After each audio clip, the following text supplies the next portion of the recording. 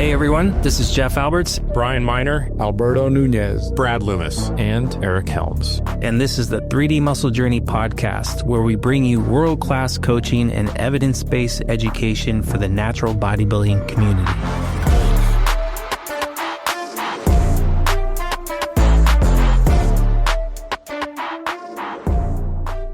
What's up, 3DMJers? Today, we're going to go over a confusing time. It's like your adolescence as a lifter. It's just weird, awkward, super self-conscious part of your lifting career, because everything that worked to get you started, that got you hooked on the iron bug, does not seem to apply as much once you find yourself an intermediate.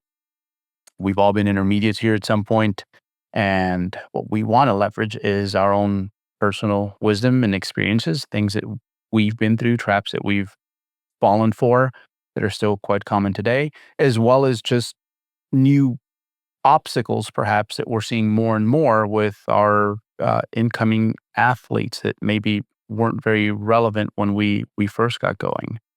So I think we'll start it from like the personal side today. So any of you, I want to share when you go back to your intermediate phase, like that one thing you were dealing with that, you maybe didn't approach in the best of ways. However, you learned a lot from it, and you still see that taking place with a lot of the newer trainees today. The old guy will go first. Yeah. See, I'm quicker than the young guys. I'm like, I'm on it, man. So it was 50 years ago, and he still remembers. All right. Yeah, it's like 50, 52, somewhere in there. I think the big question is am I doing enough? Like the insecurities around that. I think as intermediates, we always question, like, am I doing enough training? Am I doing enough volume? And I was no different. I remember coming off of my high school days and reading into Flex magazine and, seeing a lot of splits there. It's like, 5-6 day splits. So I went from training like 3 days a week in high school to all of a sudden 6, because I thought I had to do more. And my volume got way up there. And at that time, along with doing too much volume, I wanted to have abs. So I was under eating at the same time. So let's just say that I had a nice skinny fat look for a little while there. I was doing too much, not eating enough, and just not really getting too many results. And I mean, I've seen this throughout the years, the 50 years. That's actually been 30, bro, but we'll say 50. But even to this day, I'm like, still doing, first time video calls with people, and they're just, a lot of the times just doing too much work and they're underfed. So it's like getting a good stranglehold on the supply and demand, like how much actual work you need that's effective and efficient. So a lot of times I'm downsizing the amount of volume, but we're increasing the quality of the work that we're actually doing, meaning working on skill development. I think as intermediates, if you think about intermediate, like you're not advanced, so you don't have the same skill level as someone who's highly advanced. And I think sometimes, we ask the wrong questions at that point. So the question should be, how much volume should I be doing? But how can I improve my skill? Meaning, how do I move from A to B really well in the gym? How do I reach the appropriate proximity failures with skill? And how much food is needed to supply that? So those are like, that's probably the big one for me that I have a conversation around quite often with intermediates. And you know why I think this happens? Because at the start, it's quite additive, right? As you add more things, like maybe just being very consistent with your training when it used to be just, weekend with the boys in the garage, and, you keep going and you just add things like, let me add some protein. Let me train more than once or twice a week. You see these great returns. Like it's very obvious that, yeah, this is contributing, but then the gains slow down and you're like, oh shoot, well, I guess we just have to add more from here in order to progress the way we did, fresh out the box. But no, Jeff, I've been there. I think we've all been there at some point and ran some pretty funky things. Brad, Tell me about intermediate Brad with the cowlick hair and wide-eyed and hopeful and I mean, I got 2 things actually that I can share. Um, I I I I always caution people, and again, out of, experience, of returning back to that your first love in a way, your first split that you just loved.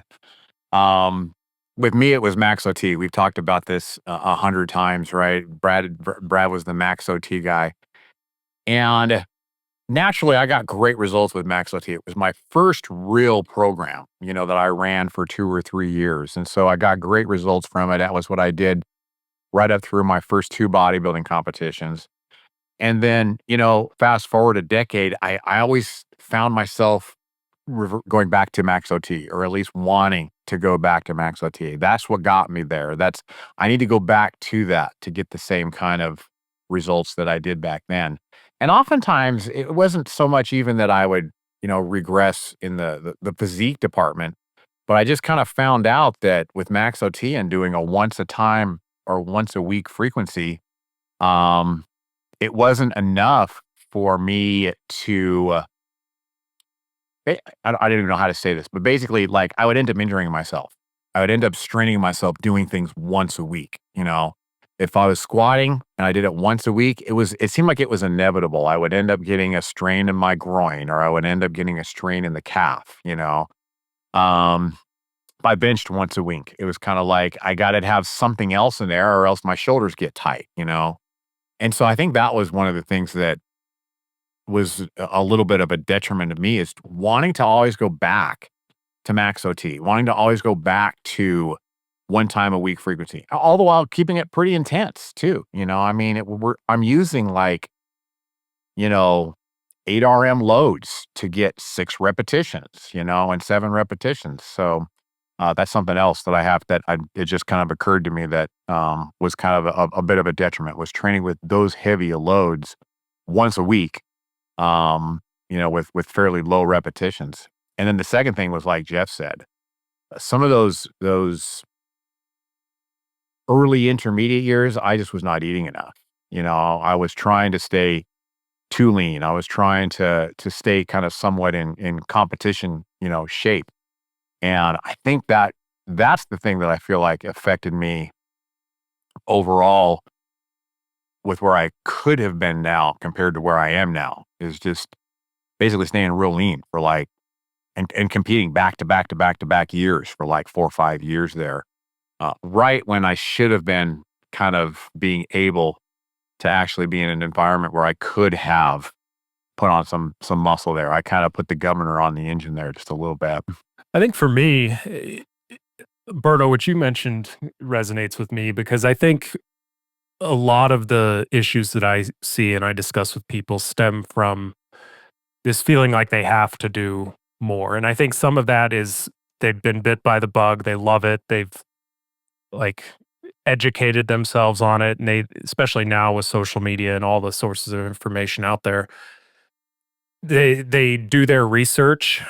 Some of it's not great information, some of it is, but so there's that aspect where they're more immersed in it, but a lot of it is you don't really realize how slow progress becomes across a training career, and that can be discouraging. If you, like you said early on, it's an additive process. It's like if you're consistent, you're going to get the best gains of your life. Where as you start to transition to the intermediate phase, those gains are going to slow a bit regardless of consistency. And so I know for me, that started to kind of sound the alarm when it shouldn't have. And I think that caused me to do a lot more, like Jeff said, a lot more volume than I probably needed to. And, the movement quality wasn't quite there yet. And so is I gained proficiency and started implementing programs, with more built-in tools for progressive overload, like dog crap or DC training was like the big one for me. That was one that, I still like, even now, I still think it's a generally a pretty good program. It's more than once a week frequency, but like that was sort of me graduating that I would almost say that was like my late intermediate phase when I did that. But before that, it was just, 4 sets of every angle of pressing for chest day, and then do flies 4 sets of every angle, and just redlining volume and Oh my gosh, not that being brings me back. He'll be like, yeah, I'm gonna do an incline press for 4 sets, a flat 4, decline 4, and then we're gonna do some flies for 4. yeah. Like Then 20 sets for chest in one workout. exactly. And I was So excited about it. yeah, so there is that. I mean, that's good. Unlike you, Brad, I think my nutrition wise, I think I was sort of on the other end of the spectrum in terms of like I just wanted to grow, and the environment I was in, the gym I was in, whatever information I was reading at the time, it was like you got to eat to grow, and I took it too far. So I was eating more assertively than I should have been. But I definitely, there's certainly not unusual for people to be chasing kind of two goals at once. Like, okay, I want to be shredded, but I also want to build muscle. And it's like, early on I thought, okay, if you lift weights and you do cardio, you're going to get the best of both worlds, and that's not really how it works. But yeah, it was interesting you said that because it was different for me. I had to kind of rein it in a little bit when it came to the nutrition side of things. Wow. Yeah, we came through the same era where, like, if you were under 200 pounds at about average height, it's like bulk, bulk, bulk. It didn't matter the person's frame or, I guess, training age. It's like, just go ahead and get it over, kid. Get yourself over 200 pounds. It's like, I started training 3 months ago. uh, but, I think kind of similar to you, Brian, because we kind of, similar eras, similar corners of the internet at the time that we were exposed to. And sometimes I feel that if I would have just been in the gym, like uninfluenced, just like kind of playing around, not worried about what others are doing, how others are progressing, and just playing a little bit, like trying this leg press, trying that. I think eventually I would have ended up with something super sensible that would have been working quite well for me. But at that point, you're always afraid. You get this FOMO, man. You're afraid of missing out on something that could propel your training to the next level. And when I go back to just beginner phase, I've told this story before. The gym that I was going to is inside a mall. It's crazy. Inside a mall, which is not typical here in the US. And the dumbbells only went up to like 80. So all the big guys were hitting like 80-pound dumbbells. Like that was street cred there. And they had these personal trainers that they would just assign to people. Like they would walk the gym floor and help people out. That's really all they did. They were free. And I got one of them to still echo his name to this day, Otto. He helped me out, build up my first little routine. And I just did that thing for like the first few months and got great results. And where this plays a role in like everything else I said, I do think I would have created something sensible as soon as I was, upon arriving to the intermediate phase. And again, just worried about me. Now, how much more pounds that kid over there is bench pressing than I, and we seem to be about the same age. I was just worried about me, my progress. I think things would have gone pretty well, but I do think something I could have leveraged that I did on accident as a beginner was just some form of like mentorship. I was gonna say, yeah. Like this guy, it wasn't the most cutting edge program he wrote for me, not by any means, but it was what I needed right then and there. Just some structure, just needed to get to work. It was sensible, like even looking back now. And I think looking for a mentor, and that could have come in many different ways, but just like sticking to, one rabbit hole in the internet as opposed to like, so-and-so said this, and then this guy's saying that, and why are mom and dad arguing? Oh no, like I need to. So I think I could have selected something sensible, and I think a good way to decipher like what is sensible and what isn't is you pick your mentor, because I do think that's something like we all need. Like no matter where you are at, like you need someone who you can learn a little bit from. Is, pick people who aren't playing with your emotions. Like if something has you like emotional, it's because at that point you're very easy to like deceive and pull into that cult. The issue is that a lot of the information these days, like that's exactly what it is. However, you know, growing up for me, I remember in that intermediate phase watching Johnny Jackson and the way he trained with the Branch Warren. And I'm like that's touching me somewhere. It's like mosh pit training.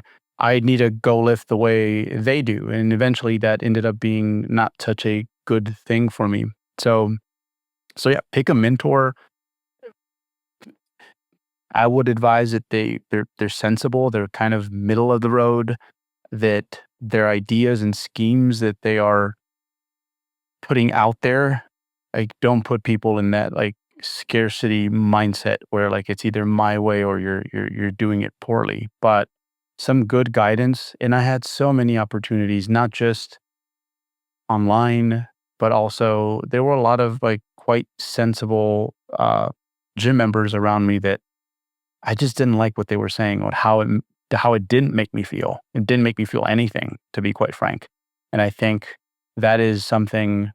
If I could go back, man, if I would have had a few mentors like between years 2 to like years like 5, like that would have made the biggest difference in my training. It's hard to find somebody who's well traveled. Probably a good way to put it. Because if I take myself back to Brad was introduced to Max OT, it was like that was his first structure. It was like, oh, this shit works. That kind of happened to me with HIIT. It's like I went from 6 days a week underfed because I didn't really have a grasp of the big picture, what I really wanted to accomplish over the span of the next 20 or 30 years, because I had no idea that I could make progress for 20 years. It's like you're only thinking in the now, especially as intermediate, like you want everything now. You want the gains like right now. And you hear the five-year window thing. It's like, so that just intensifies like, okay, I need to make sure everything's perfect within the next 5 years. Like if I had a mentor that said, no, look, Jeff, you're going to have 30 years to learn and to go through this process and to grow, not just in the gym, but outside of it.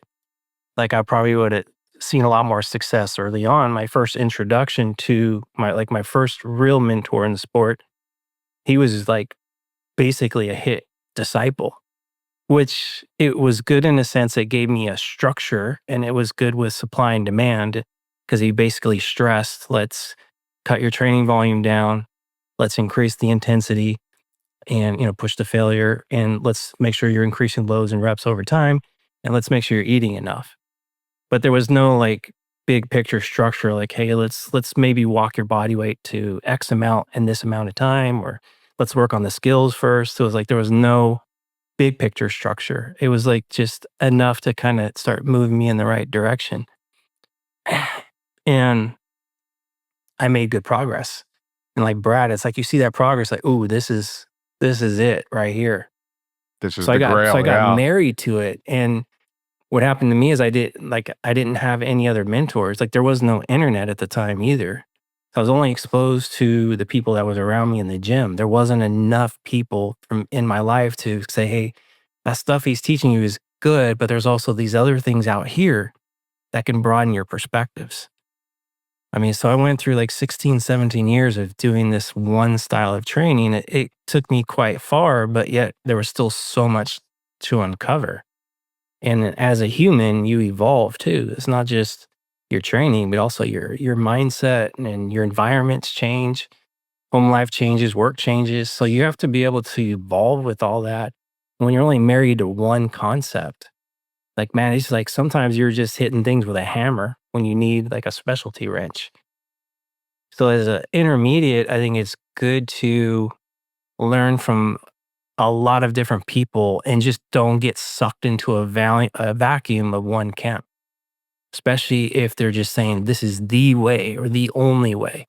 Like that's where you should be like very skeptical. Like some things they might say, it's like, okay, I can maybe pull some of that into what I'm doing, but maybe I'm going to take a little from Brian. I'm going to take a little from Berto. I'm going to take a little from Brad, myself, Eric, whoever it is, like other people. Like that's what I've kind of learned throughout the years now, especially as I've gotten older.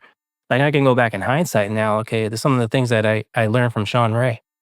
I was like, okay, about posing. Like, okay, I take a lot of Sean Ray's posing, Dorian Yates. I take some of his training philosophies, some of his mindset. I could take a little from Flex Wheeler. I could take a little from a little of everybody and start to mold it into my own. But I think it comes down to like when you're an intermediate, I think that's when you got to really just have a lot of patience, humble yourself, and be open minded and don't take someone's word as gospel. I think that right there is going to slow you down more than anything.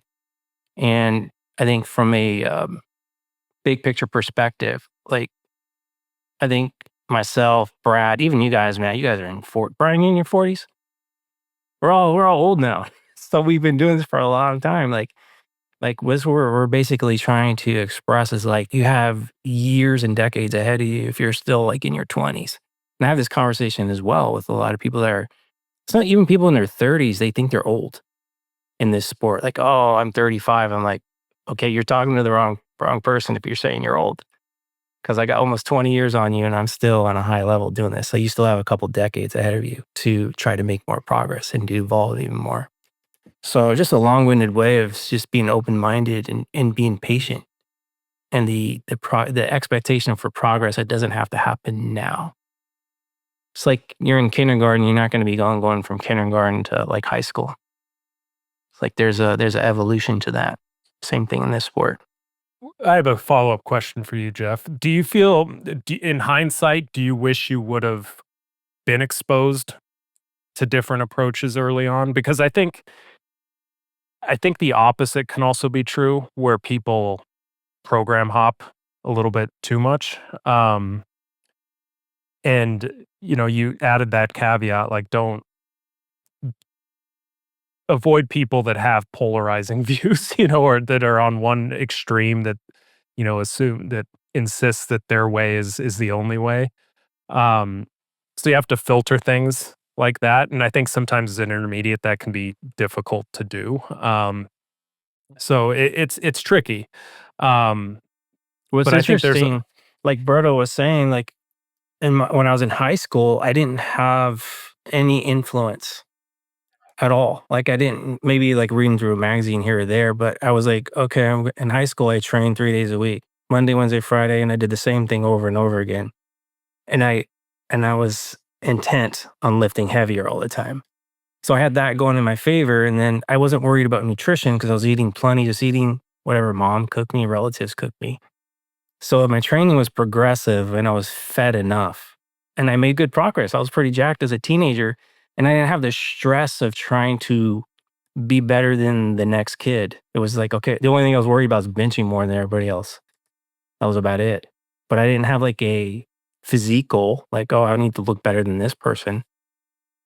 And I think that helped me in a sense to not have like the outside noise, like me going all bouncing everywhere. Cause I could imagine if I was on social media, okay, this person's saying that, I would probably been bouncing all over.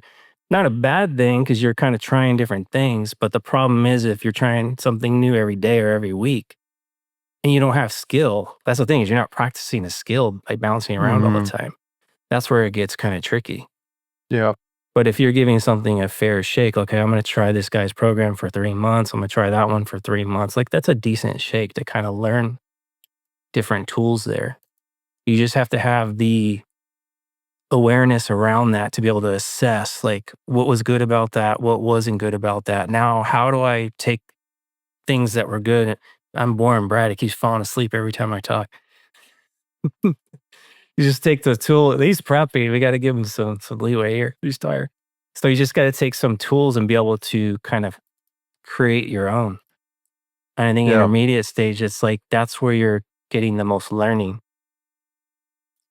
it's just interesting to me hearing like your environment as an intermediate is obviously much in all of our environments as an intermediate is much different than it is today. Like I empathize a lot with the intermediates now because it's impossible to avoid an overabundance of information. And like I said, it's hard to develop that filter to terms of like who's more moderate in their views because context, once you apply context, different situations, things, that window kind of narrows in terms of reputable sources. So um but I think there's something to be said for just sticking with what's working and what you're enjoying for as long as you can.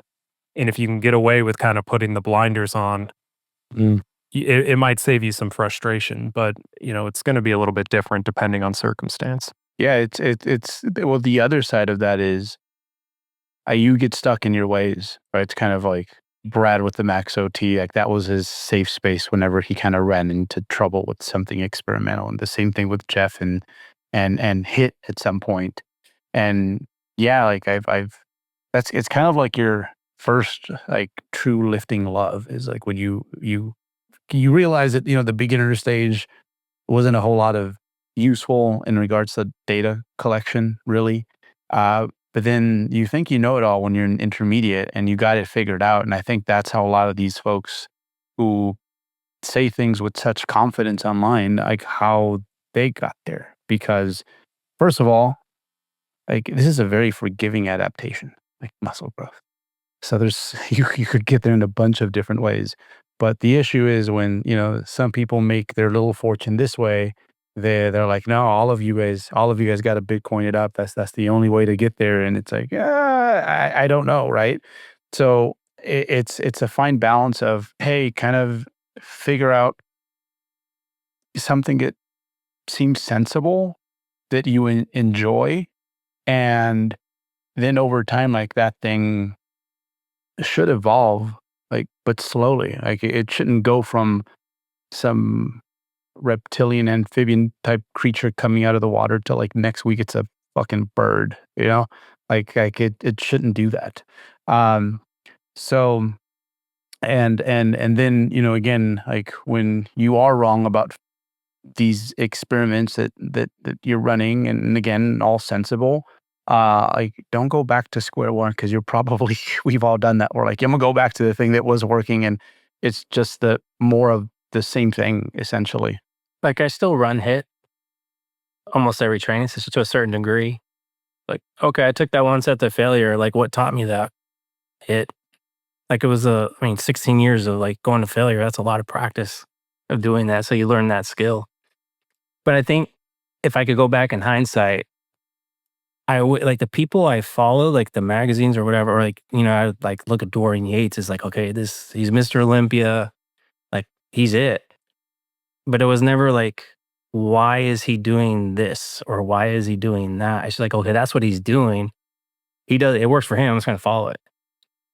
So as an intermediate, I think sometimes people follow things blindly without question, especially now in social media, especially if you get someone who's very, very popular. They speak with a lot of authority. Like you just don't question authority sometimes. And you probably should. You should question it. Like, hey, why are you doing this? What's the context around that? Because especially now when you're only getting like 7-second tidbits, like that's not enough context to really kind of figure out exactly why people are doing things they're doing. So I think it's important, like if you're an intermediate, you're following social media, it's like maybe you should like look for long form content as opposed to just like scrolling on Instagram looking at reels or TikToks. Like when you listen to someone on a podcast like this, or you watch long form YouTube videos, you get a sense as to maybe the whys, the reasons behind they're doing certain things, certain concepts. You can progressively overload your attention span, just like lifting. I've done that with some people. I Yeah. think that's part of their protocols to stop looking at social media because it basically turns the attention to the structure that we're developing so we can start to learn with clarity what's working and not working based on what they're doing, not based on this social media influencer said this other guy said this person said that, which can be very conflicting. Yeah.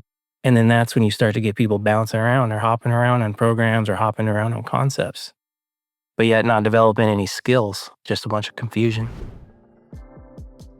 Hey 3DMJers, this is Coach Brad Loomis here to talk about the biggest issue every serious lifter faces, and that's the issue of time. Unlike some other skill-based activities and sports that might show progress in a matter of days, strength training and hypertrophy is a much slower biological process. The consistent long-term effort it takes to put on muscle can leave most eager athletes spinning their wheels, second-guessing themselves, switching programs every month, and generally living life with a lack of confidence in their approach. All of these common pitfalls are the exact reasons why most lifters can waste years of their lives without making any meaningful progress towards their physique goals. But it's really not their fault. Even if a bodybuilder wants to be self-sufficient and tries to learn about their chosen craft, most online content is far too short to create a complete picture of what it means to live the life of a successful serious lifter. Aspiring athletes often piece together cookie-cutter programs and quick-fix strategies from various influencers only to be left in the same spot every 6 months. They don't get long-term results because they don't understand how training, programming, and nutrition planning actually work in the real world and how they work together. We created the 3DMJ Vault to change all that. 3DMJ Vault is an entire ecosystem of over 25 video courses that gel together to create a complete learning academy for bodybuilders who want genuine understanding of the sport. We don't just teach you what you do, we teach you how and why you're doing it. And once you fully understand the principles, we'll teach you how to tailor a customized approach for your goals, your physique, and your lifestyle. The Vault includes all of the video lectures, training programs, and nutrition plans you need to build a solid foundation as a serious lifter. To purchase our entire library of past, present, and future courses, go to 3dmjvault.com to sign yourself up today. You can get all access to all courses with a one-time purchase of a lifetime VIP membership or a one-time purchase of a single-year VIP membership. We made the Vault to create the future 3DMJ athletes we want to coach to the stage, and it's been doing exactly that since 2018. It also continues to grow over time as we add new courses every year that are always included for VIP members in the one-time purchase price. If you're serious about your lifting career and are willing to put in the work, we're confident that the Vault is everything you need to establish a bodybuilding lifestyle that supports your physique goals as a self-guided athlete for years to come. Get all access at 3dmjvault.com today. Again, that's 3dmjvault.com. Thanks so much for listening and enjoy the rest of the show. We've kind of pivoted into that. Like what do we see, I guess, these days quite frequently with athletes that come to us and they think they're permanently plateaued because, they're not noobs anymore. Yeah, like, I guess, Brad, what have you seen come through your inbox a lot when it comes to these intermediate athletes that are a little shaken up because things aren't working the way they used to work and they need your help? What are some common trends you see there, Brad? The most common trend right now, and again, we're going to keep bashing social media for this, but the most common trend right now is people are just underfed. They see the predominance of, abs and the aesthetic, look of so many influencers that are out there. And I mean, a lot of times those influencers are popular because they look really, really good. But that is largely, I would say, the majority of what I am seeing anymore on not just, coaching, but just on individual consultations, whether they be 8, 12, 16, 20 weeks or longer. They're chronically underfed because they're trying to chase this look that they see that is so desirable by, the masses. And, especially when you're no longer in those newbie-ish gains and those novice phases, your body is not just going to build muscle because, it's It's a lot of times it's not enough to just go to the gym and go through the movements like you did when you very, very first started. All you had to do is just get there with some consistency. And every week the outcome was you were able to do more repetitions. And pretty soon you're doing more load. That's a surefire sign that you're gaining muscle. But the population that we're talking to a lot of times, those days are gone, and Eric used a great term, and it kind of goes along with what you said before, Brian. The environment has to be permissive for muscle growth to happen. And Jeff, with your, supply and demand analogy that you're always talking about, this underfed state that people are in, they're so blind to it. It's like, well, of course you're always looking skinny fat. You've never had the opportunity to grow a significant amount of muscle for being in a permissive environment for a long enough period of time to actually, give your body a chance to grow new muscle. That's I'll probably just stop there because I could go on and on and on about the chronic underfed state of people that I'm seeing right now. However, that all being said, and people are really open to where I just suggest maybe we should not lose weight for a long time. Let's just monitor body weight trends, and let's just make sure that we're not seeing trends where you go downward. Oh yeah, that sounds good. Well, now that you mention it, should I be eating in a surplus? They're very open to it once we kind of break through that stigma of I need to look like, or I want more than anything to look like X influencer and Y person, on the internet. They're very open to, okay, let's actually eat in a surplus. Let's get a little bit of body fat so that we're not so thin or not quite so shredded or whatever you want to say.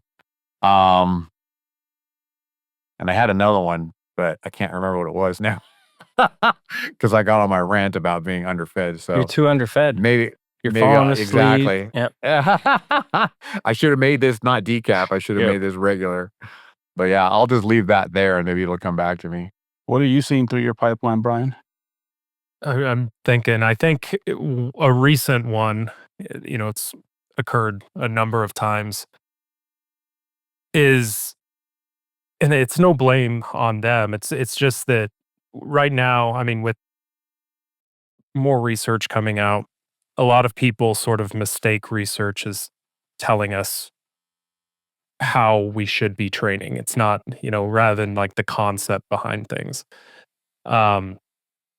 So, I can think of a few people where like training volume is a big one. There's kind of this dose response relationship with training volume that can go to some pretty high levels and see, definite diminishing returns, but they assume like, okay, because maybe there's a lack of patience there being in that intermediate phase, that they need to push things as hard as they can recover from, basically. Or if they lose volume, that they need to make it up, or they're just getting too obsessive about managing training volume. And if there's one thing that, I've definitely learned throughout my lifting career, it's that, there is a wide spectrum of training volumes that can be effective. Like you can maintain off relatively low amounts of volume, which means you can progress off just a little bit more than that, and the rate is going to, probably not be as fast as it could be, but you see a lot of people that are almost assuming that, okay, if I was progressing off X amount of volume, I need to be doing that much volume moving forward. Otherwise, I'll regress. And that's not how it works. And so, like, falling into that volume trap and sort of looking like at progressive overload through the lens of training volume, like I need to continue to do this much or more in order to do things optimally based off Optimally. of this meta regression that I read, and that's good information to have, but it's not really addressing like the holistic nature of training and the context that needs to be applied across like a full program. Because a lot of the research, there's plenty of research that does include like full training programs, but it's still, there's also research that's comparing two different variations of the same exercise, and that's it, and there's not this, your whole pool of resources is kind of going towards that. And so once you start spreading those resources thinner across like a truly comprehensive program, you have less margin of error when it comes to pushing volume really assertively. So I think, like you said, Jeff, a lot of it is a skill thing too. So sometimes with these people, I'll, get video and realize, okay, like before we increase volume, let's get the most out of the sets that we're doing. Like let's execute them in a manner so the targeted muscle is the limiting factor. Let's push to a reasonable proximity to failure. And once we start doing that, it's you start to realize like, okay, maybe they don't want to do as much volume because now they're realizing that it's just harder work It's for got each harder. existing set. Yeah. Yeah. Oh shit, it So got harder. and so training volume in that intermediate phase, it's kind of like it's kind of like a shotgun approach. It's like I'm just going to throw all this volume at it, and eventually my muscle will just be beat to a pulp. And I'll adapt to it. But there's a much more accurate way you can go about doing it, and I think a lot of that, like you can't rush that process. It's just going to come with skill acquisition um and being able to get more out of less. And the goal isn't to like do as little as possible, but the goal is to not do more only because our training quality sucks to begin with. So that's one thing that I see is just people doing more volume because their proficiency just needs more refinement. And again, it's no fault of theirs. It's just something that just needs to be acquired with time. How hard is that conversation with some people to, let's say an example, they're like, okay, they're doing 15, 20 sets of body part a week. And now you're like, okay, we need to go down to like half or less than that. Like, how hard is It's that conversation? And how much persuasion and how long does it take yeah. to where it's like, okay, they actually are open to it, they run it, and now they're like, okay, now I get it, I'm buying into it, I see why now you're proposing all that.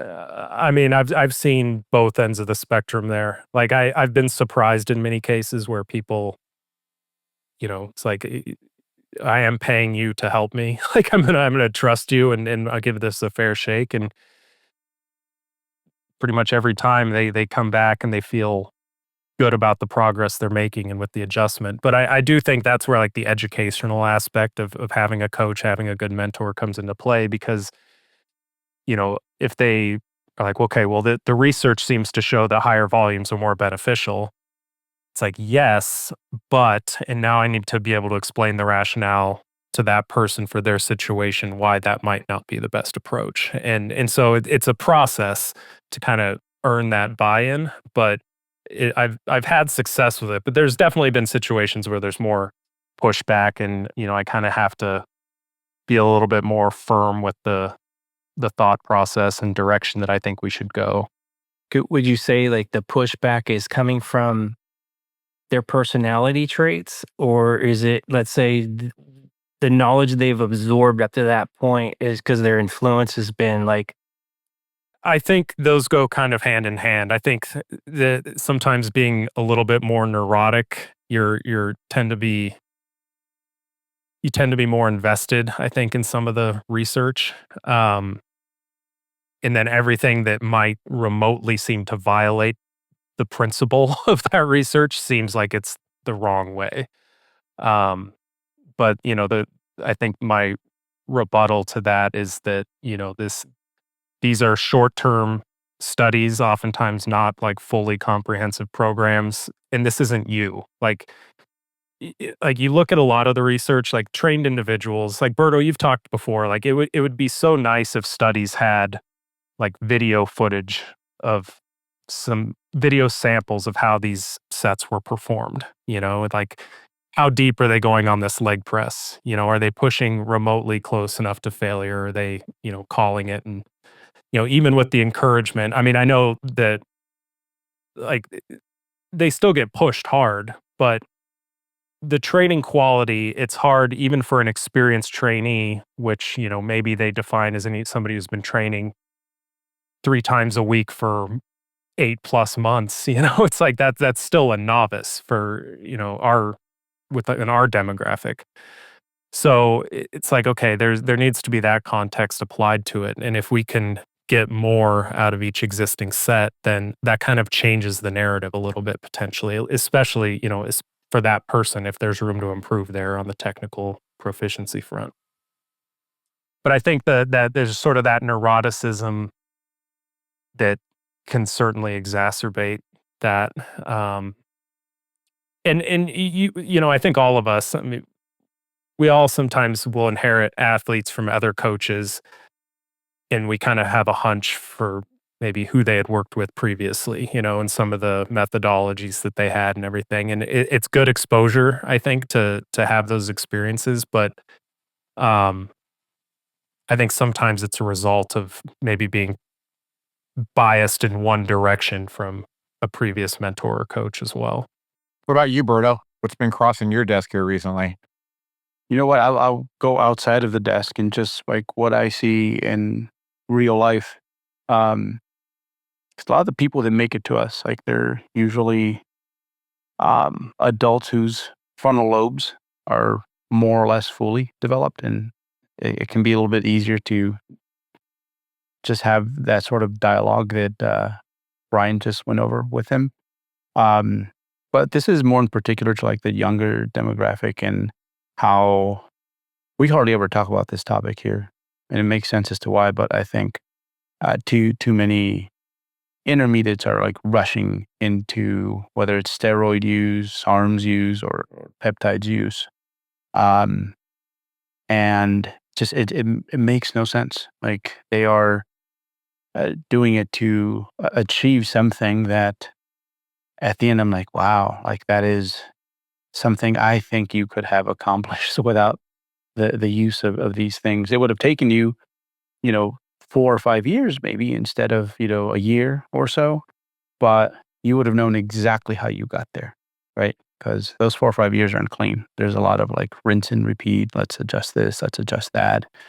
It's slower. Obviously, the return's much slower, but you at least know like a thing or two by the time you're done with those. And I don't know. It's just, I guess a lot of it's like in their head and make believe, but a lot of these kids are just under pressure that like it's not even really there. And it's really only when they open up their phone and look through their feed. So that one is probably one where I can't imagine being 20, 21, 22 and like my testosterone levels are what's wrong with me. Like, if anything, like at that point in my life, I'm like, I wish these hormones would like chill out a little bit so that I can just do what I'm supposed to be doing half the time.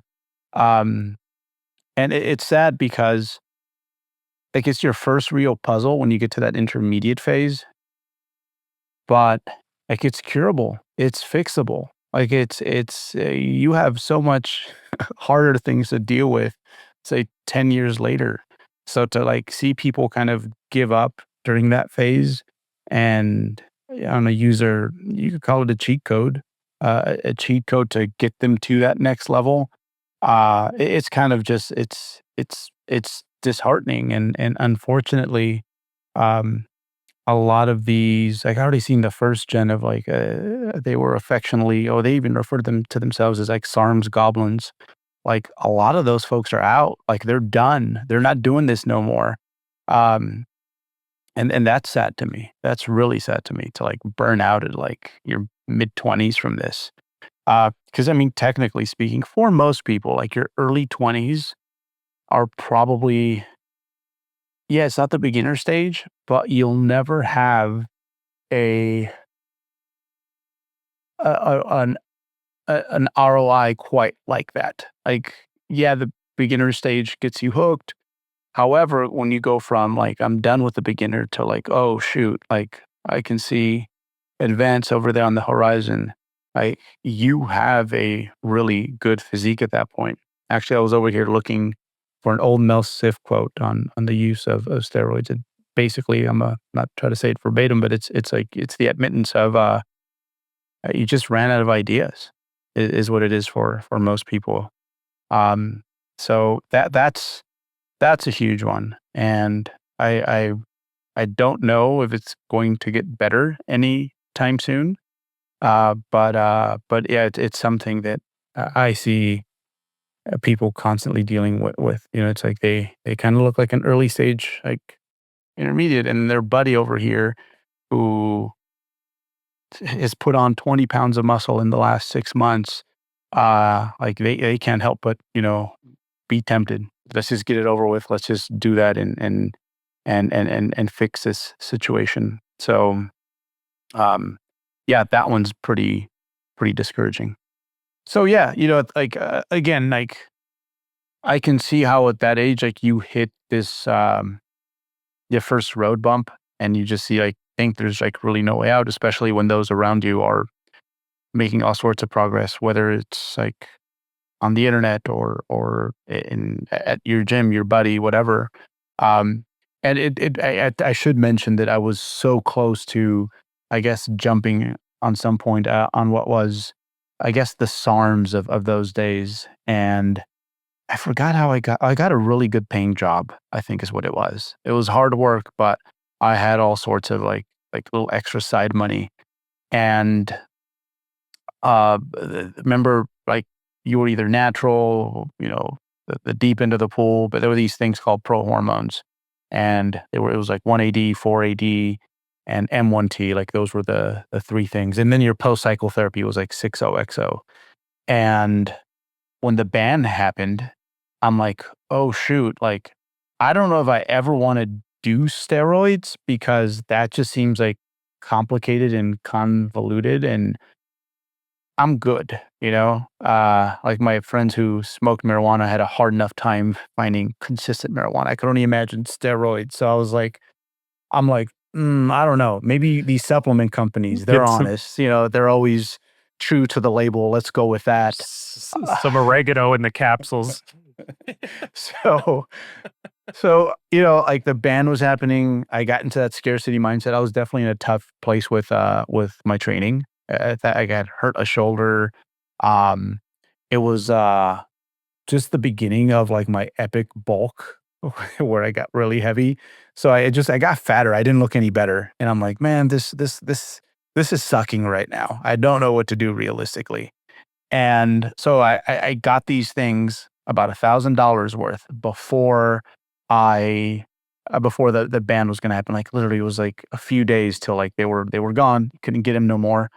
And remember, I got all my stuff, and then I remember getting this one product. I think it was the 4AD, and when it came, like it looked like one of those little lotions you buy in the flea market, like just some generic little container. And then like it was just printer paper slapped on with like tape over it, and it said 4AD. And I'm like, okay, this is something hormonal that's in here. And and I was at this point I was still like, you know what, I might still go for it, but we got to be ready and like put this to good use because I don't know when I'll get some more. So all of a sudden I'm inspired, and I start creating a training program and a nutrition program. And right then and there it hit me. I'm like, oh, you've never like thought about it this deeply. And because now you're doing this, now you're going to like really take your bodybuilding seriously. And right then and there it was a very easy decision. And I ended up uh, selling those to a supplement chain at some point because they were on top of my gym. And the ban had happened already, but I saw them in the back, and I'm like, aren't those banned? And they're like, no, we have this grace period. And I'm like, yo, gym membership in exchange for this. They honored it, and the gym eventually became Planet Fitness, and they didn't honor my pro hormone deal, so I had to change gyms. But it was all worth it at the end. And what happened after that was probably 3 years where I was just like on fire. And what I did differently compared to um, all the years prior was I just I maybe did a lot of unnecessary things, but I was super consistent with it. And in hindsight, like a lot of this was unnecessary, but I remember bragging about how for 3 years I never missed a scheduled meal. For 3 years I never missed a scheduled workout. And maybe that was overkill, and a lot of things were certainly off, but I was consistent.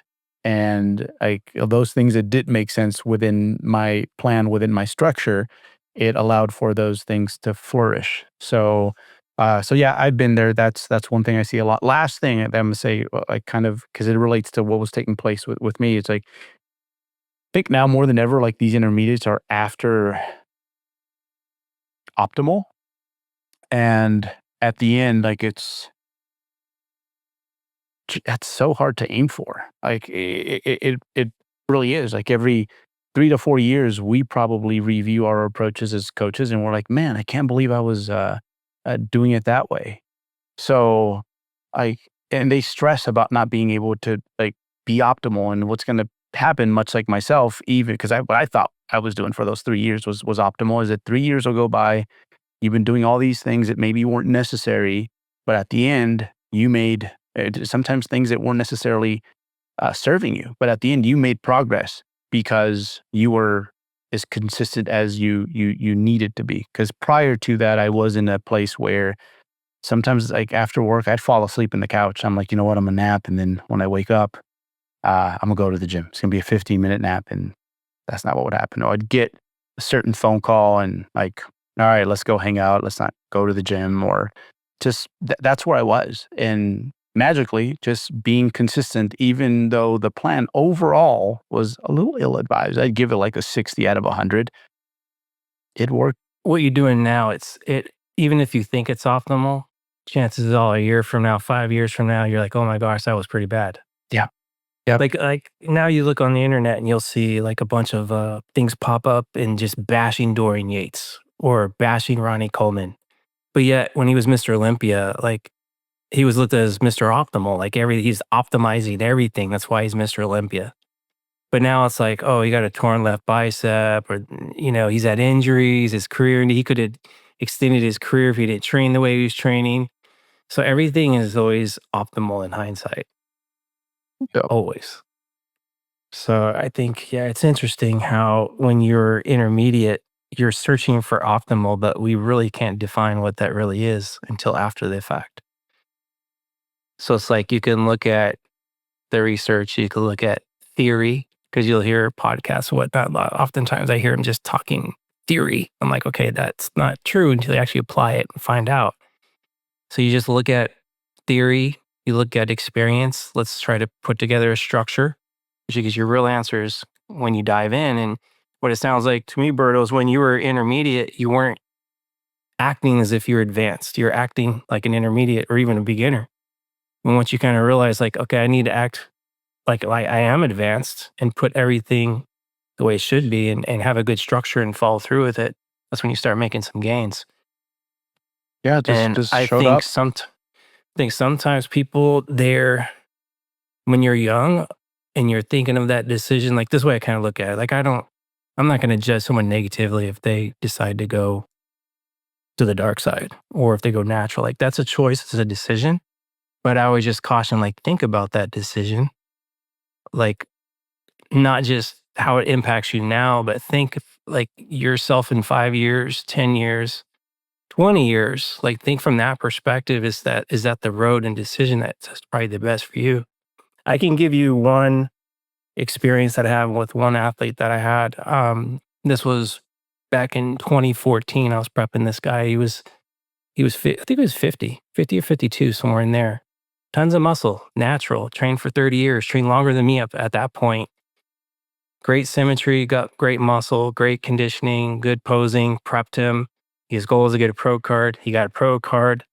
And then after that, he's like, Jeff, I think I'm going to go the other route because I've always been curious. I want to see how I can take my physique on the other route. And I kind of just say, really think about that decision, that choice. he made the decision, and he emailed me about a year and a half, 2 years later. He said that was a bad choice. He's like, I got bigger, but I don't look better. So I think just the moral of the story is bigger doesn't always mean better. And I think, yeah, sometimes you just have to really think about that choice and like what you're really trying to accomplish. The way I look at it, if you're a competitive bodybuilder and your goal is to get on the Olympia stage, there's one Mr. Olympia. There's over 8 billion on on the planet. So think about that percentage. Even the top 10 at Olympia, like think about that percentage. You have a better chance of becoming an NFL player or a Major League Baseball player than being top 10 at the Olympia. So it's something to think about if that's your goal if as a competitive bodybuilder. And to expand on that, Jeff, like one thing that, because at the gym, like all the guys that have been using for a while, they just kind of know me as like, oh, he's the natural dude, but he's cool. He doesn't judge, he doesn't think negatively of us. So what ends up happening is they literally tell me everything, like everything. And it's so, and they can tell on my, like, that I'm not judging you. Like I'm not, and I'm just interested. I'm just curious, because I don't know anything about that. And it's just very complicated. It gets pretty like wacky at times. And I wish like some people would, a lot more people would be more open when it comes to that side. Some people try to be, but they don't tell you everything just based on the conversations I've had with these folks like for a while now. Things just get a whole lot, like one thing becomes less complicated, like your training and nutrition, that becomes a little bit less complicated. It shouldn't, but it usually does. But there's going to be other parts of your life where it's like, ooh, you're kind of throwing a wrench into a lot of situations. Some you I wouldn't didn't even go there expect. because I didn't want to, but yeah, I didn't want to say it because it's not my story to tell. But yeah, let's just say that some things outside the gym were a little bit worse because of it. Yep. So yeah, that's probably the one that right now with intermediates, it's like you're fixable. Like you don't have to go down this route. And if like later on when you can really confirm that this is what you value as a person, and maybe you want to go down that route, which is hardly ever the case. Like usually people reprioritize their life at some point, right? It's like I wanted to be a Power Ranger in 5th grade. That made no sense, right? Uh, it's yeah, it's just it'll give you the tools so that should you try that, like you only have to take as many risks as you have to, much less risk overall, because on the training and nutrition side, like that's literally all we have to work with on the bodybuilding side. Like that is the main variable, especially the training side. That's the main catalyst for progress. So yeah, that's one that can be slightly discouraging at times. Just to add to that, I think just thinking about a lot of people's personalities that tend to go down that route.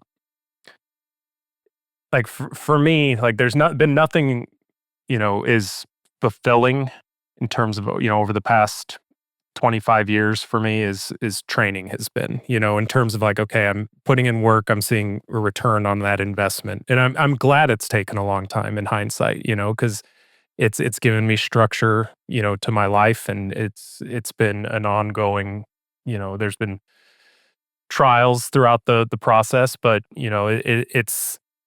it feels like a chess match at times, but it's very fulfilling. And I could see how, like you said earlier, how a lot of these guys, these kids are, or women aren't doing this 2, 3 years down the line. And, maybe whatever reason they stop, maybe it's health reasons, maybe it's like, okay, my blood work is bad, I need to cut this out. Like, I would find it hard, and I can understand how it would be hard to fall back in love with the process when you've already seen like rapid results like that, and to feel it would be hard to be motivated to go in and train naturally after that. And I think that's like kudos to the people that do. That's amazing, and I would encourage everybody that's in that situation to push for that. But it's not a surprise that a lot of these people burn out because they've gotten a taste of that. They realize it's not in their best interest long term, and then they're like, okay, well, what's this now? I'm playing JV, and it doesn't feel like I'm making any productive work. So it's it can be a slippery slope, and I think there's probably a lot of people that go in, they start with that, with the expectations like, "Oh, I'm just going to run a cycle or two," but then it expands from there, and then they start introducing more compounds. So it can be like those peptides and SARMs, like they're like when I was starting, they weren't around. It was like you can do well, pro hormones were. Um, and those were tempting for a bit. I mean, I never actually ended up purchasing any, but I think the anymore it's now with social media and the fact that these things are in a legal or they're in a gray area, but you're not going to get in trouble buying these. Um, as far as I know, but they're on the shelves at gyms, and it's like there's such a low barrier of entry for these young lifters. They're getting that external pressure, which they, are probably is playing a big factor, I think, in their decision making process. But that combined with the accessibility, it's easy for them to I can see how it's very easy for them to fall to that temptation and then 3 years down the line not really be invested in it because they already had a taste of that rapid progress and had to pull back, and now they just don't enjoy it anymore. What do you guys think of, like, for intermediate, like, the expectation factors? Like, 'cause how do you guys define an intermediate or advanced? And how are we gauging that? Like, what's that based on? Is that based on, like, elite natural bodybuilders? Is that based on just, like, some high-level rec guys or some famous YouTubers? Like, what are we where's the gauge, and how do we define it? And how should someone who's been lifting for a couple years or so, like, what should they expect? Yeah. Because, like, that can influence, like, all your decision making, whether Yeah. that's your training and nutrition or whether you're deciding to, use some stuff or not use stuff. Like, where's the answers to all that? Or where's the clarity with all that?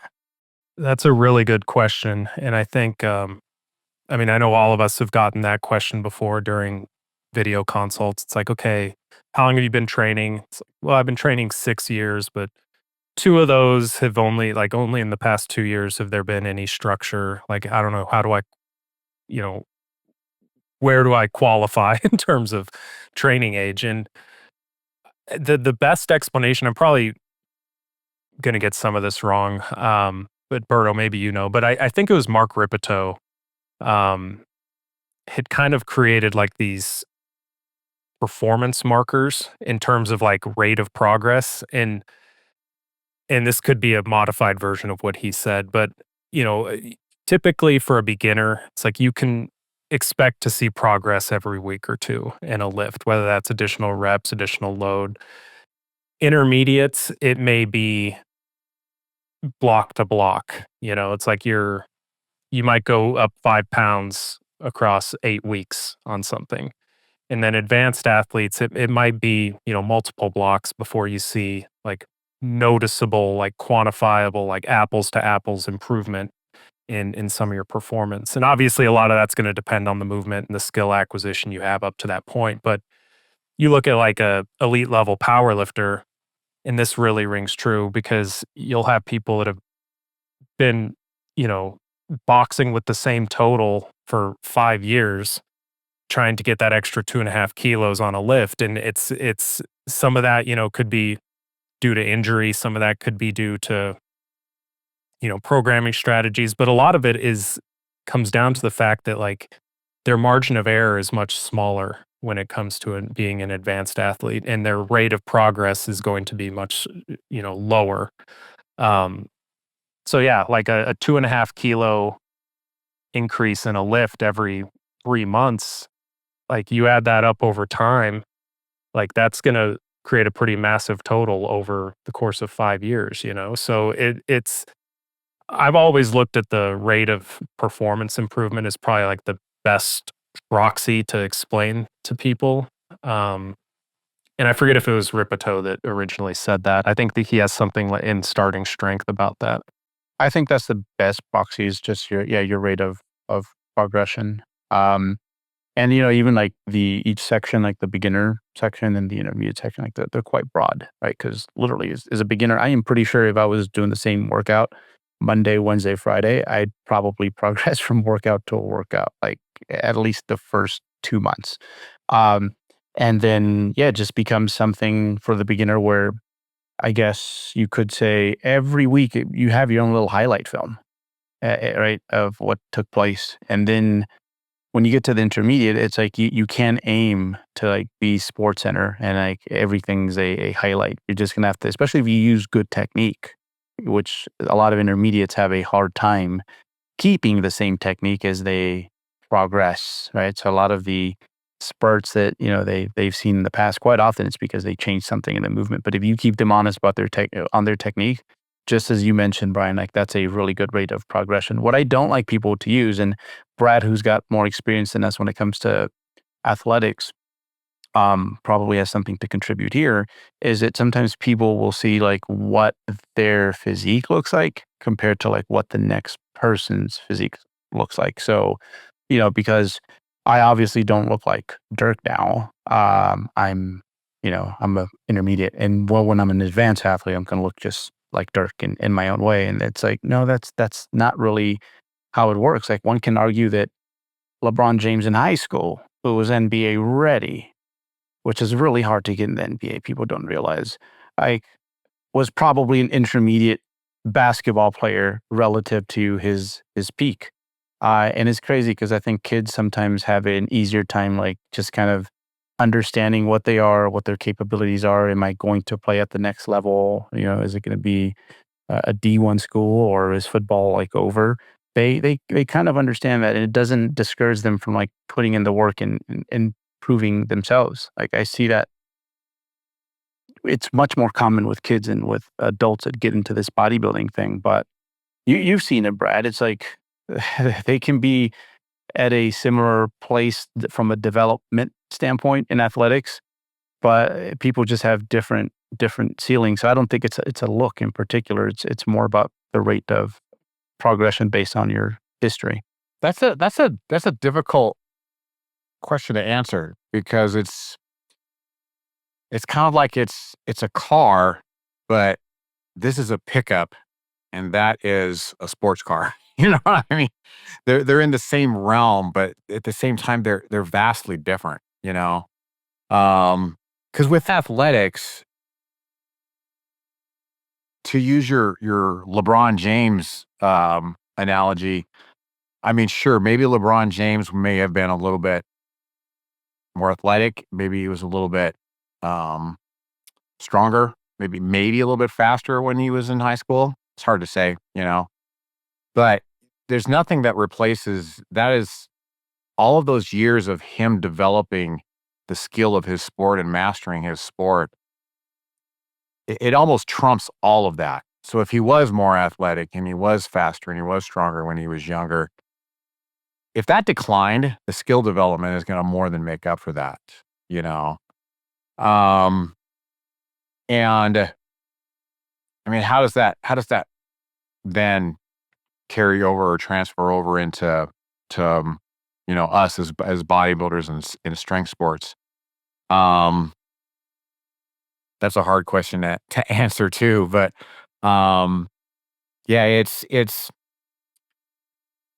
when you're talking about the categorization, I guess, of the athlete.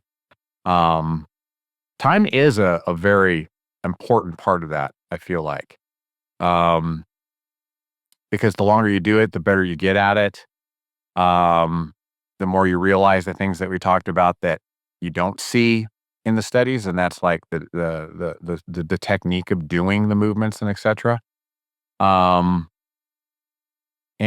that's something, while people might have a really good physique or they might be really strong early in their career, and they might think that they've topped out, that time component is so important. Spending more time mastering those movements, right? Spending more time just doing the training and going through the movements. I mean, heck, look at Bryce. Bryce Lewis was, arguably one of the strongest lifters in the world, pulling conventional, and then he switched to sumo, you know, and then he really milked everything out of that too, So I do feel like that time, because that's largely how I will kind of categorize people as, intermediate, advanced, or novice is the amount of time that they've spent doing, this particular thing.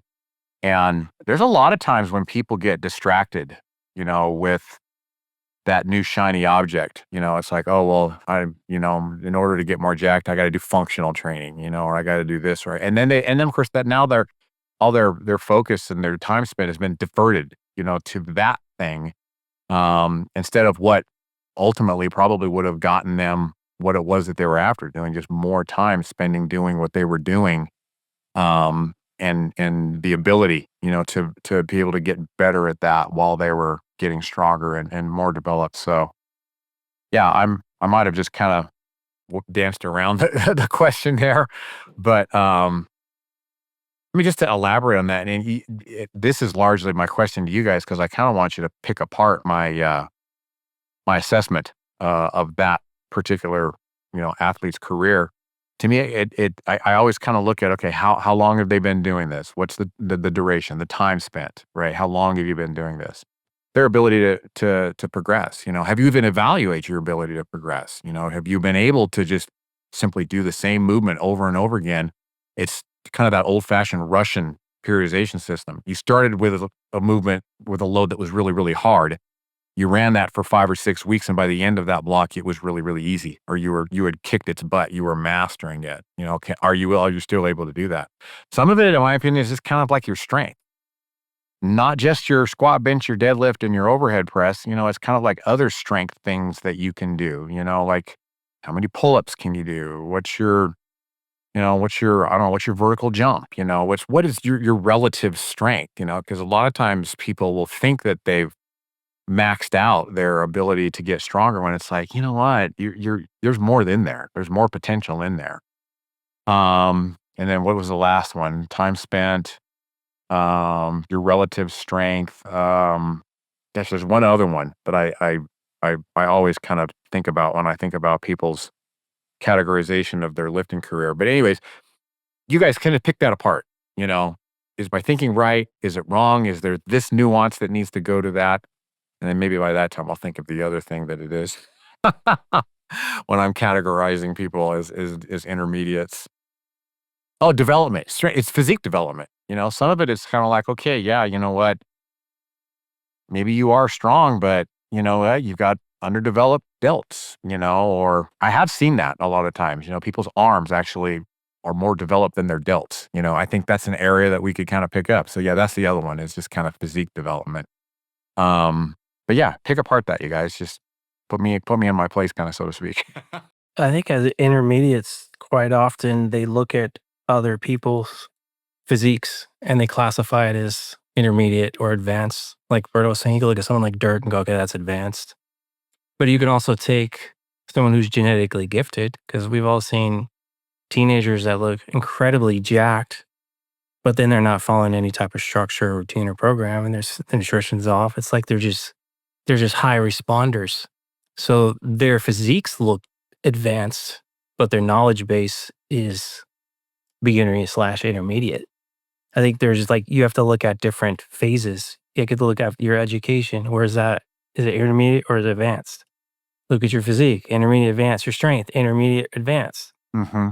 I was an advanced bench presser in high school. I benched 2 times my body. I bench pressed 330. I've never touched that again in my life, but yet I'm bigger now than I was in high school. So sometimes I don't think strength always correlates into physique development. So there's all different areas to look at with this stuff. And I think it all comes down to relative to yourself. You should be comparing where you're at with yourself. It's even like my son, he's really good at music. He's considered advanced at his school in music, but in math, he's not the greatest. So he's actually like one grade level below. So, but that doesn't mean like he's like in comparison to someone else, yes, he's less, but where he's at now, even if he levels that up within the next year, he gets a little bit higher from that baseline. Maybe that's his intermediate, or maybe that's his intermediate / advanced stage. So the way I kind of help people define where they're at, it's more in relation to like each phase of this process. Because there can be like where you're at with nutrition, where you're at with training, where you're at with, if you're a competitive bodybuilder, where you're at with your posing, things like that. So I think it's important that me as a coach, as a mentor, I'm helping to basically assess and educate each person that comes through my desk, like in order to kind of steer them in the right direction from intermediate towards advanced. And comparing themselves to themselves. In relation to basically. themselves. Yeah. And a lot of it's skill development. You get more skilled with every facet. Your physique is inevitably going to be leveling up. I almost look at like the conversation of intermediate lifter versus intermediate bodybuilder. I think they're two separate conversations for the reason you mentioned, Jeff, because intermediate bodybuilder, you can have someone who's very well developed, lacks conditioning due to a lack of knowledge there, and so they could have some blind spots there, or their conditioning and development are great, but their posing could use a lot of work. So I think it's more multifaceted. I think you could be an advanced lifter, but be a very intermediate bodybuilder just because of the different aspects with that specific task. In terms of like lifter, like there's no way to really quantify this, but it's almost like your capacity for anabolism at a given time, and I think the best proxy for that, I guess, if we're talking hypertrophy, probably would be performance. But like you said, like a 1 RM is going to be loosely correlated with development. I mean, I bet you if your shoulders cooperated with you and you tried to bring your bench up, you'd be benching in the high threes at this point. So like there's this. I'm more advanced now, Yeah. mentally, emotionally, and educationally than I am physically. Like that's actually regressing physically, but yet my far superior, I guess you call it coach now, as opposed to like a competitive bodybuilder. Mm-hmm. So it's like you're gonna basically go up and down with things throughout the course of a career. Mm. But I do think if you're comparing the same task, same tempo, same execution, like you should see some, or just an improvement in movement quality. Like if you're okay, I'm doing the same, less weight than I use, I'm benching less than 330 now, but it's much cleaner. It's like I think all of us probably looked at old logbooks and been like, shit, like I was strong as hell on that movement, but I wish I would see video of it, because it would probably tell a different story. So, but yeah, I think with the sport as a bodybuilder, there's any performance-based sport as well.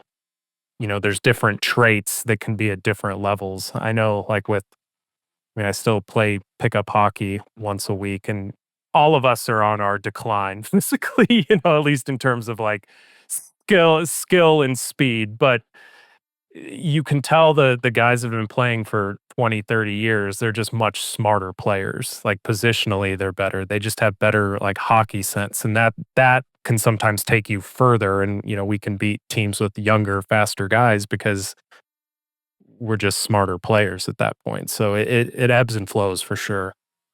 Like one trait will come up while another one comes down, but it's the bottom line that you care about.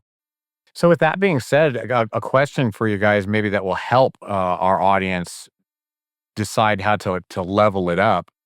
And I'll use an example of a client of mine that just competed this last weekend. Looks vastly different this year than he did 3 years ago. And during his off season, while we did have a lot of those variables in place, consistency. We got him really passionate, in powerlifting because he was a fairly strong guy to start with, but you could just tell that he needed more time lifting. And because he got passionate in powerlifting, we just kind of leveraged that and got him. He got really strong. He got really strong, and he spent 3 years participating in a couple of different powerlifting meets. Needless to say, we just got him a whole lot stronger, and we saw that visibly on his physique. He's much bigger. He's overall much bigger, and as a result, he's more conditioned because he's got more muscle while being at the same body fat levels and et cetera, et cetera. And then, kind of on the flip side of that, I've also had the opposite. I've had very strong power lifters where we just needed to spend some time bodybuilding, kind of working on maybe an individual muscle, whether it be the posterior delts or maybe the hamstrings or maybe just the glutes or something like that. And we spent some time bodybuilding because while they may have been maybe even borderline elite on the strength side, the development was just, there was certain areas that weren't just quite there. And so we kind of spent some time doing bodybuilding, for lack of a better term. So do you feel like that's applicable advice for athletes? Those are kind of two isolated experiences that had good outcomes. But yeah, is that applicable advice to where if you might be well developed on the physique side, but you're maybe need to work on your strength a little bit? Is that a way to go? And likewise, if you're, really, really strong, but to get that little bit more jacked look, it might be something where you're not as developed in a certain area on your physique as you could be, pick that apart a little bit too. Like people love categories, and I didn't And I'm hear, guilty. well, and I didn't hear about like beginner, intermediate, advanced until maybe 2008, maybe 7, when I was already advanced.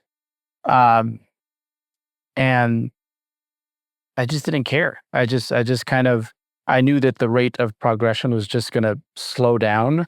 And I knew that, going from a 300-pound squat to a 400-pound squat. Again, I'm a bodybuilder, but that's what I was doing. Very different than going from 4 to 5. Like, it was much tougher in regards to strategies, in regards to how it felt on my body. It was just, it's 100 pounds, obviously, and less when you think of it like from a percentage perspective. But I intuitively kind of just understood that things were going to get grindier and harder, and that the situation was going to evolve.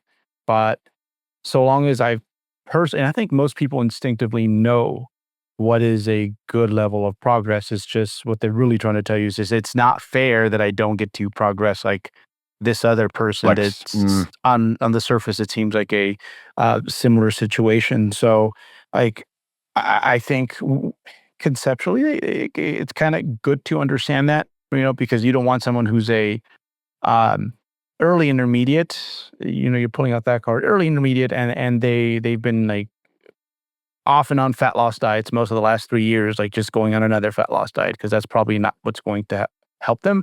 So it's relevant to a certain extent, but I think if you were to ask like most top natural bodybuilders, like what are they probably would be like, I never even really thought about that. I don't think I ever really did, outside of the moment they went from like beginner to non-beginner, because they started to feel comfortable at the gym and they had their own little routines and they kind of just felt competent.